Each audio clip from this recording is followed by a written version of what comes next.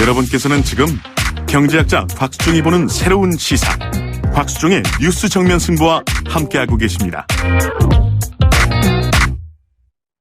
네, 19대 대선 미리 보기 시간. 오늘도 여론조사 전문가 아젠다센터의 이상일 대표 그리고 칸타퍼블릭의 이양훈 본부장님과 함께 진행하고 있습니다. 자, 이번에 꾸려진 더 선거인당 그리고 2012년 대선 경선 선거인당 비교하면 어떤 특징이 있는 걸로 더불어민주당 쪽에서는 보이십니까?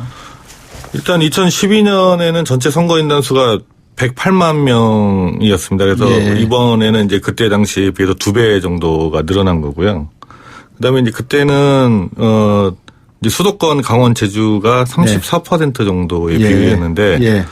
1차 모집했던 그러니까 162만에서 보면은 네. 수도권 강원 제주가 이제 53%로 예. 2012년에 비해서 조금 이제 비율이 좀 높아진 특징이 좀 있죠. 네. 뭐 얘기할 이유가 있습니까? 글쎄요. 네. 아무래도 민주당 경선이 마치 이제 예선이지만 예. 그 본선 같은 분위기가 있고 관심이 예. 워낙 높기 때문에 예. 과거에는 아무래도 이제 그 야당, 지금 현재 민주당 같은 예. 경우에는 이제 호남을 중심으로 경선에 대한 관심 열기가 가장 먼저 치솟았는데 예. 사실은 이제 이번 대선에서는 예. 그 수도권에서도 상당히 많은 분들이 예. 야당 경선, 저는 야당이 아니라 이제 민주당이죠. 예. 다 야당이니까 예. 민주당 경선에 관심을 좀 표한 게 아닌가. 물론 이분들이 실제 이제 그 경선 투표까지 참여하는 그 행동으로 옮기는 비율이 얼마나 될지는 알 수 없지만 예. 비율 자체가 그렇게 올라갔다라는 거는 이게 호남의 어떤 부분들을 벗어났다라는 이런 의미가 될 수도 있고요. 지난 예. 총선에서도 굉장히 약진했습니다만 그리고 예. 또 하나는 호남이 현재 이제 국민의당과 그 민주당이 그 뭐 일종의 동거 체제 같은 형태잖아요. 네. 관심이 좀 분산돼서 예. 민주당에 대한 어떤 전폭적인 관심 이게 좀 떨어진 부분도 있고 네. 그런 어떤 상황이 반영된 게 아닌가 생각이 됩니다. 그러니까 일단 호남의 비율은 뭐 그렇게 줄은 건 아니에요. 1차 모집한 것만 봐도 호남이 이제 21%로 충청권에 비해서 2배가 됐고 네. 뭐 영남이 인구가 훨씬 많은데도 영남이 이제 16%였거든요. 그래서 여전히 이제 호남 에 사시는 분들이 선거인단으로 많이 그 인구 대비해서는 많이 참여를 하신 거는 맞는데 네. 이제 2012년에 비해서 일단 정당 지지도가 많이 올라갔지 않습니까? 네. 뭐 그래서 이제 뭐 그 야당 그 민주당만의 경선이라기보다는 지금은 이제 그 저변이 많이 확대가 돼서 네. 뭐 그 얘기는 이제 결국에는 수도권에 가장 영향을 많이 받으니까 수도권 지역민들이 뭐 관심을 좀 많이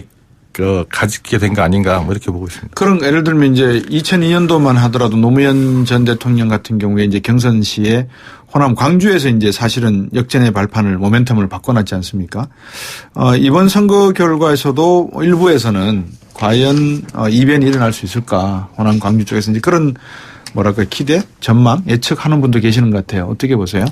뭐 만약에 어쨌든 이제 호남에서 기존의 예상을 깨고 네. 뭐 민주당의 이제 문재인 후보가 아니라 다른 후보가 뭐 1등을 한다거나 또 이제 호남 지역에 지금 기반하고 있는 국민의당도 마찬가지입니다. 네. 국민의당 경선에서도 호남에서 다른 예상과 다른 결과가 나타났을 때 그 파장은 상당히 클 수 있다고 봅니다. 특히 네. 민주당의 경우에는 이런 부분들이 아마 물론 이제 그게 반드시 뭐 호남에서 1등을 한 후보가 다른 네. 지역에서도 다 그 영향력을 가지고 1등을 한다 이렇게 볼 수는 없지만 예. 뭐 기존의 예상을 깨고 그런 어떤 지역 표심이 나타났을 때 예. 이것이 미치는 파장은 굉장히 클 수 있다고 봅니다. 그러나 현실적으로 지금까지 전체적인 흐름을 봤을 때 예. 이변 가능성은 그렇게 높아 보이지는 않는다 이렇게 분석이 됩니다. 예. 그러니까 이제 이양훈 본부. 예, 특히 이제 민주당 같은 경우에는 전통적으로 그 호남 유권자의 그 결정이 뭐 수도권이나 전국에 영향을 미쳐왔기 때문에 항상 그 호남의 경선 결과가 주목이 됐지 않습니까? 네. 그래서 이제 그 후보 좀 뒤쫓고 있는 안희정 지사나 이재명 시장 같은 경우는 이제 호남에서 돌풍을 좀 일으켜보고 싶어 네. 하는데요. 네. 뭐 선거인단에 대한 정확한 마음은 알 수는 없지만 네. 우리가 이제 추론을 해볼 수 있는 뭐 조사 결과들이 좀 나와 있더라고요. 네. 그래서 이제 내일신문 조사 결과가 최근에 있었는데 호남 지역 그 유권자 1,000명을 대상으로 조사를 했었고 네. 이제 그 중에서 선거인단으로 등록한 사람이 1,000명 중에 한 169명 정도 되는데 네. 그들에게 이제 그 민주당 후보 적합도를 물어봤더니 예. 역시 이게 앞에 전국적인 상황과 좀 비슷해요. 그래서 문재인 후보가 53.2%, 네. 안희정 후보가 20.3%, 이재명 후보가 19.5%. 네. 뭐 이런 식으로 나와서 일단 조사 결과만으로 보면 네. 선거 일단 호남에서도 이변이 일어나기는 쉽지 않지 않겠나 네. 뭐 이런 생각들이 좀 듭니다. 예. 호남의 부동층이 줄었다라는 이야기는 어떤 이야기입니까? 뭐 그거는 이제 대선 본선이 됐든 예. 뭐 경선이 됐든 이게 선거나 어떤 그 실제 투표 관련된 부분들이 일정이 가까워지면은 예. 아무래도 이제 표심을 정하는 분들이 많아지고요. 네. 그 관심이 이제 좀 올라가면서 예. 부동층 여론조사상 부동층이 줄어드는 현상이 공통적으로 나타나는 부분입니다. 예, 예. 자, 지난주에 그 전병헌 전 의원이 제 방송에 나오셔서, 월요일이었던가요? 그 문재인 전 대표의 그 KBS 토론 과정에 사진을 들고 나와서 전두환 표창장 이야기를 했었거든요. 아주 설명을 자세히 하시려고 하시던데 안희정 대통합과 대연정 이게 지금 호남 쪽에서는 이 이야기들이 어떻게 지금 비춰지고 있습니까? 뭐 그동안에 이제 저희가 뭐 직접 이제 호남의 유권자들을 다 볼 수는 없으니까 결국 네. 그 부분도 뭐 여론을 통해서 좀 볼 그렇겠죠. 수밖에 없지 않나 생각이 되는데요. 예.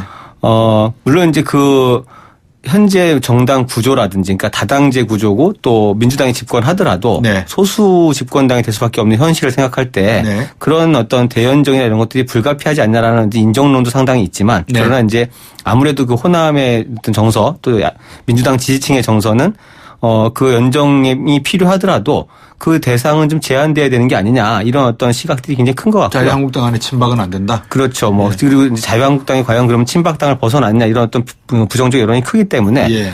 그런 부분까지 봤을 때는 아마 그 부분에서 이제 안희정 지사의 어떤 이런 구상들이 지금 야권 지지층, 그러니까 민주당 지지층 내에서 좀 공격받는 네. 호남에서도 아마 비슷했을 거라고 봅니다. 그러니까 예. 무조건적인 연대는 안 되지 않느냐 이런 어떤 그런 어떤 이제 반발이 크게 나오면서 예. 안희정 지사의 어떤 지지율이 좀 주춤한 그런 어떤 흐름들이 나타난 게 아닌가 생각이 됩니다. 예.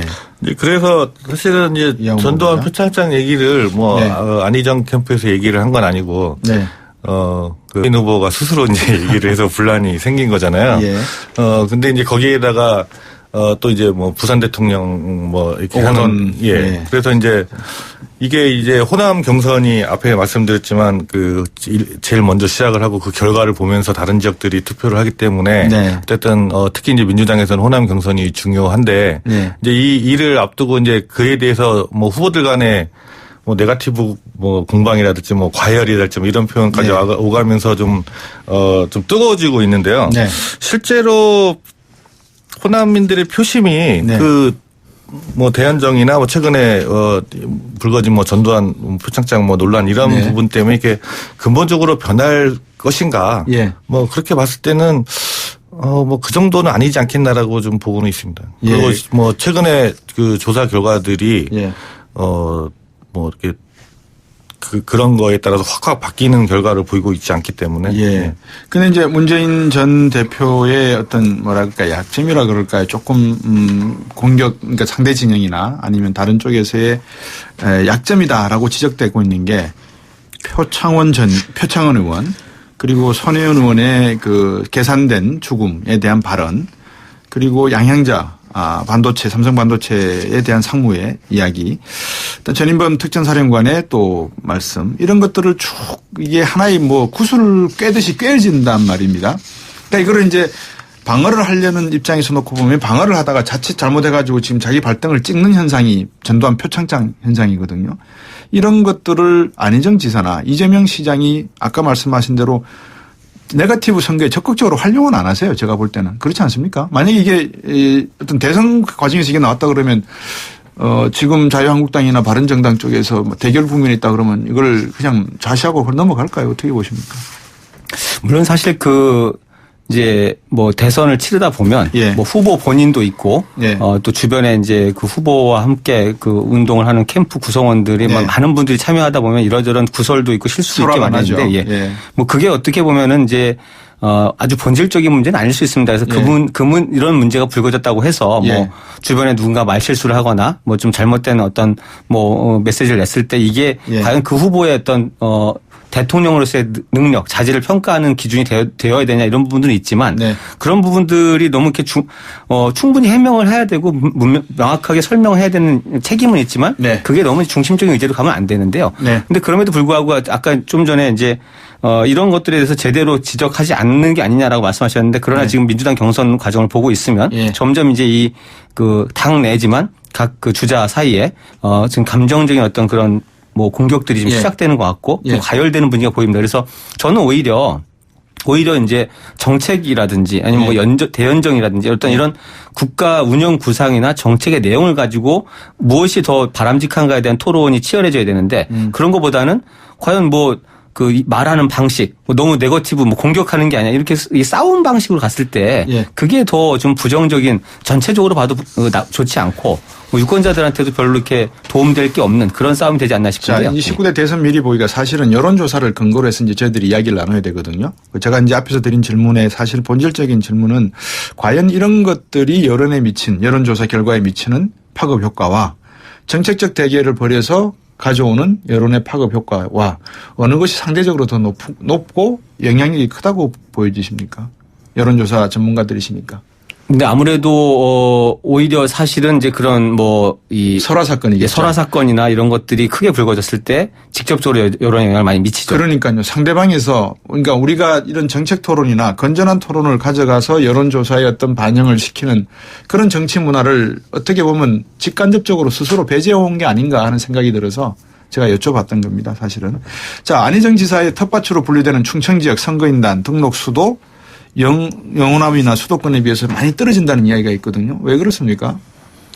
뭐 기본적으로 이제 뭐 호남만큼 민주당 전체 그 민주당에 대한 관심, 지지를 표명한 분이 많지 않을 수밖에 없는 지역이고 우리 인구 자체도 유권자 자체도 적기 때문에 그런 현상이 벌어졌습니다만 그러나 이제 초기에 그 충청 대망론 이런 어떤 분위기가 달아오르던 상황에 비해서는 아마 그런 기대감들이 좀 많이 꺾인 게 아닌가. 실제 뭐 과연 이제 안희정 지사의 어떤 대이변이 일어날 수 있겠느냐 이런 어떤 그런 분위기들이 좀 많이 확산되면서 아마 이 참여 열기도 생각보다는 높지 않게 그렇게 경성된 걸로 보입니다. 이양훈 본부장 아까 제가 지금 이 주제를 제가 조금 틀었었는데 이양훈 본부장께서 보시기에 지금 안희정 캠프에 사실은 비문계 현역 의원들이 많이 들어갔잖아요. 그렇죠. 박연선 의원이라든지 뭐 박용진 의원, 기동민 의원, 이철희 의원.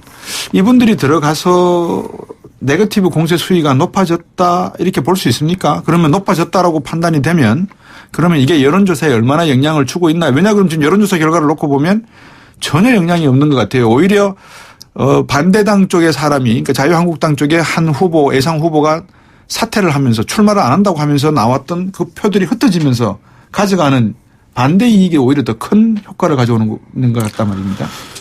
이게 이제 경선이 코앞에 오늘 뭐 이제 현장 투표가 시작됐기 때문에 뭐 좀 뒤처지는 후보 쪽에서는 좀 다급할 수 있겠죠. 그런데 이제 이게 후보와 그 주변의 그 의원 멘토단하고 과연 생각이 일치를 하고 있는가라는 거는 좀 의문이 좀 갑니다. 왜냐하면 그 이제 네거티브 공세 수위가 높아지니까 어제 저녁만 해도 제가 기사를 보니까 이제 그 안 지사가 의원 멘토단에게 품격과 절제 있게 말하고 뭐 상대를 존중해라 뭐 이런 얘기를 했다고 해요. 그랬는데 오늘 또 기사를 보니까 새벽 2시에 SNS에 뭐 또 이상한 얘기를 했지 않습니까? 정 떨어진다고. 그런데 이제 오늘 또 이제 오후가 한발 물러서는 한 발 물러서고 또 이제 문재인 후보 측에서도 우리 이러지 말자 뭐 이런 분위기로 가서 이제 이 갈등 국면을 좀 조정해서 가려고 하는 그런 분위기들이 보이는데요. 결국에는 결과적으로는 뭐 그 득도 있고 실도 있겠지만 그게 좀 한 방향으로 명확하지 않은 측면이 있고 또 안 지사가 대통합을 얘기하고 안 지사 이미지가 네거티브 공세를 하는 거랑 좀 안 맞는 경향도 있어 보이긴 합니다. 또 하나는 이게 만약에 그런 어떤 뭐 설화나 아니면 이제 뭐 부정적인 이슈가 본선에서 터졌을 때는 상당히 이제 그 파급력이 큽니다. 뭐 아무래도 이 중간지대 사람들이 잘 움직일 수가 있고 예. 또 상대당 후보와의 어떤 경쟁 관계, 예. 대결 구도 속에서 벌어질 때 훨씬 파급력이 큰데 지금 민주당 경선 내에서는 네. 이 문재인 대세론 현상을 가만히 보시면 그런 게 있는 것 같아요. 지난번에 한번 실패했던 후보를 반드시 이번에 세워서 네. 정권을 교체를 해야 된다 이런 그런 어떤 여론이 굉장히 강하게 형성돼 있기 때문에 네. 어지간한 어떤 네거티브가 있더라도 예. 이걸 가지고 흔들리면 안 된다 이런 어떤 그 견고한 지지 흐름이 있는 게 아닌가. 그렇기 때문에 아마 네. 당내 어떤 이런 네거티브 이슈들은 크게 어떤 그 당내 경선 여론에는 예. 영향을 주지 못하는 예. 그런 현상도 있는 것 같습니다. 0886번님이 대선이 2달도 아직 안 남았는데 왜 관심이 없지요? 후보들 보니 도토리 키 재는 것 같습니다. 해서 약간 좀 반어법 쪽으로 이렇게 또 경선 투표율이 낮은 것에 대해서 의견을 보내주셨습니다. 지금 만약에 민주당 호남 경선이 어떤 결과가 나올지는 모르겠지만 국민의당에도 역시 경선을 하고 있지 않습니까? 호남 경선 표심에 영향을 줄까요? 어떻게 보십니까? 이 부분은? 민주당 경선이 국민의당 경선이에요. 근데 일정이 똑같더라고요. 그러니까요. 그 민주당 같은 경우에는 네. 25, 26일 날 호남권 ARS 투표를 하고 예. 27일 날 순회 투표하는데 예. 국민의당은 25일에 이제 광주, 전남, 제주를 그 현장 투표를 하고 또 26일은 전북하고 이렇게 해서 되게 겹쳐서 네. 별로 영향이 없을 것이다. 뭐 이렇게 먼저 보고 뭐 이렇게 가는 것 같지는 않은데요. 오히려 예. 지금 일정상은 국민의당이 좀 빠르죠. 그 예. 지역 하루 경선. 빠를 것 같은데 하루 결과 빠르군요. 나오는데. 예. 예. 별로 영향이 없을 수도 있다 이 말씀인 것 같고 국민의당 역시 그러면 민주당의 뭐 경선에 큰 관심은 없겠네요, 그죠? 서로 비슷비슷하니까. 근데 이제 관심은 가지고 있겠지만 상대방 경선에 영향을 미칠 수 있냐는 건 또 다른 문제겠죠. 그래서 근데 이게 이제 한쪽은 대부분이 이제 ARS 투표고 한쪽은 네. 선거인단이 확정되지 않고 그냥 주민등록증 들고 가서 그 한쪽이라고 하는 건 거죠. 국민의당을 국민의당은 말씀하시는 이제 거고. 예, 선거인단이 결정이 안 돼 있고 예. 가서 하는 거죠. 그래서 일정은 정해놨지만 몇 명이나 어떤 사람들이 올지는 뭐 모르는 거죠. 국민의당 경선은 사실 좀 눈여겨볼 필요가 있습니다. 이게 굉장히 그렇습니까? 새로운 방식이거든요. 선거인단을 정하지 않고 예. 완전 현장에 국민의당 누구든지 문제예요. 와서 그냥 투표한다. 정해진 날 정해진 투표소에만 오면 신분증 들고. 일반적으로 국민투표와 비슷한 거 아니겠습니까? 그죠? 전체 국민투표와 비슷한. 뭐 그렇죠. 물론 이제 그게 투표소가 뭐 아주 많이 설치되지 않기 때문에 이제 예. 기초 자치단체 단위니까 아마 예. 이제 광역시면은 구 단위 뭐 이렇게 될 텐데 그러나 문제는 이제 선거인단을 구성하지 않은 상태에서 자유롭게 투표를 하게 했을 때 네. 과연 이제 그 선거 관리가 얼마나 잘 될 수 있냐 이건 굉장히 큰 관건이 될 겁니다. 예를 네. 들어서 신분 확인이나 중복 투표를 막는 어떤 장치들을 마련했겠지만 예. 그런 것들이 제대로 정확하게 이루어지지 못할 경우에는 작은 문제만 발생하더라도 예. 상당히 큰 논란을 불러일으킬 가능성도 있고요. 예. 또 뭐 의외로 많은 분들이 정말 투표소를 찾아서 또 생각하지도 못한 열기를 보여줄 수도 있지만 또 반면에 전혀 이게 뭐 투표가 있는지도 모르고 지나가서 도대체 왜 뭘 하는지 이게 어떤 일이 벌어질지 자체가 지금 예상이 잘 안 되는 상황이에요. 역선택 문제에는 큰 문제가 없겠죠. 국민의당 말씀이십니다. 국민의당. 예. 호남 광주 같은 경우는 사실은 이 조직 동원, 조직적인 어떤 움직임이 가능한 분위기도 있기 때문에 예. 역선택보다는 오히려 이제 이 조직표가 얼마나 강하느냐. 많이 움직이느냐에 따라서 의외의 결과가 나올 수도 있다고 보입니다. 더불어민주당은 역선택 가능성이 있습니까? 없습니까? 그러니까 역선택을 더불어민주당 지지자들이 국민의당 아니, 후보를 반대로. 더불어민주당 쪽은 예. 국민의당 지지자들이 와서 아니면 자유한국당 지지자들이 와서 반대되는 후보, 안희정 후보를 지지한다든지 아니면 이재명 후보를 지지한다든지 하는. 근데 이제 그럴 가능성은 낮다고 보는데요. 예. 근데 이게 국민의당 지지자 입장에서 네. 문재인 후보를 미는 게 꼭 불리한 것 같지도 않아요. 왜 그렇습니까? 왜냐하면 안희정 후보가 뭐 확장성이 좀 있다고 얘기를 하고 예. 이제 약간 뭐 중도나 보수 쪽에서의 지지를 문재인 후보보다 더 많이 받는다고 하니까 예. 그러면은 안희정 후보가 만약에 민주당 후보가 되면 뭐 안철수 후보나 뭐 손학규 후보나 그러니까 국민의당 후보의 표를 잠식할 수도 있지 않냐. 네. 뭐 이런 우려를 한다면 네. 만약에 이제 역선택은 대부분 안 하지만 역선택을 한다면은 네.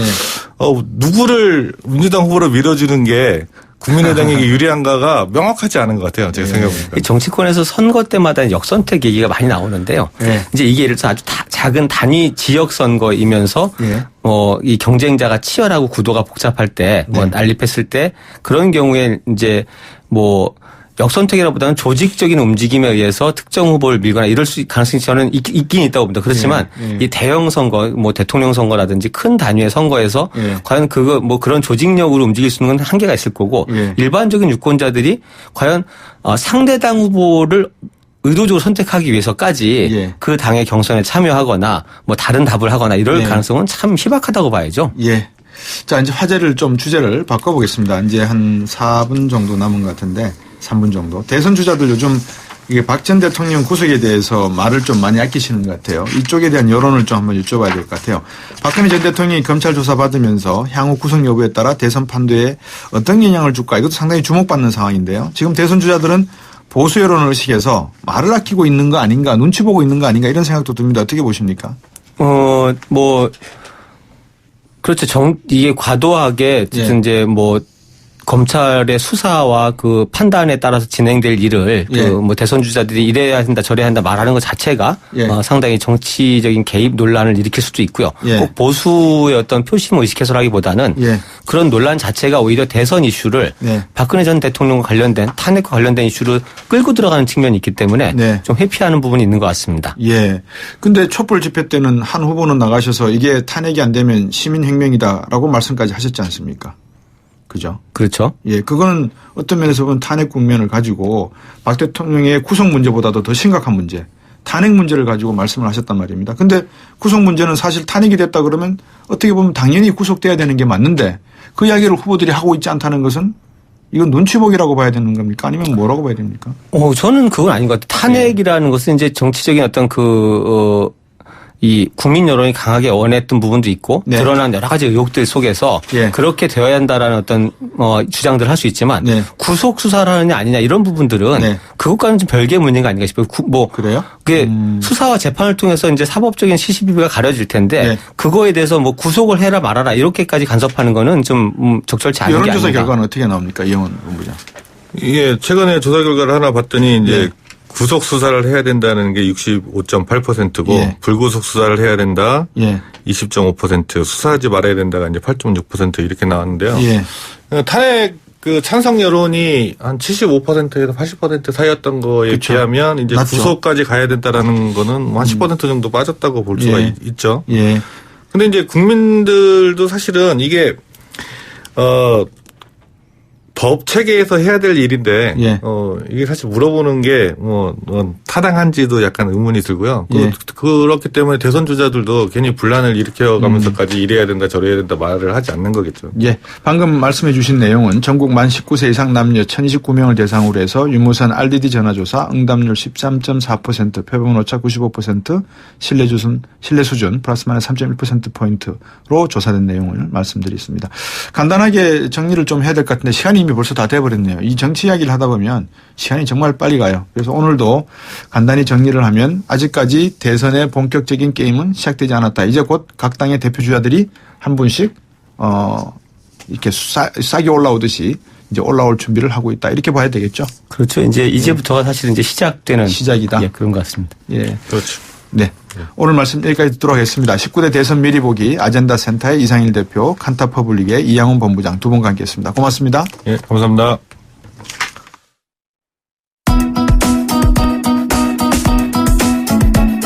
네, YTN 뉴스 FM 뉴스 정면 승부 오늘 준비한 내용 여기까지입니다. 아직까지 세월호 본인양 소식은 들려오지 않고 있습니다. 오늘 밤 부디 진도 앞바다 파도가 좀 잔잔해지고 날씨가 좋았으면 좋겠습니다.